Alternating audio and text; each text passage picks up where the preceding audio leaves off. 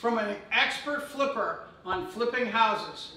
Hi, my name is Laurel. I'm with Laurel Buys Houses, and I've been flipping houses for almost 25 years. First hack, GE and Whirlpool makes a version of the stove that is black and chrome and has grates on them. They're not as expensive as some of the more higher end Thor and others, but it has a great look, especially with this grating instead of the little cheap looking smaller grates. Second, backsplash. Backsplash is a really inexpensive way to get a high-end look. And don't miss the edges. These edges make it look finished and professional and really dolls the place up.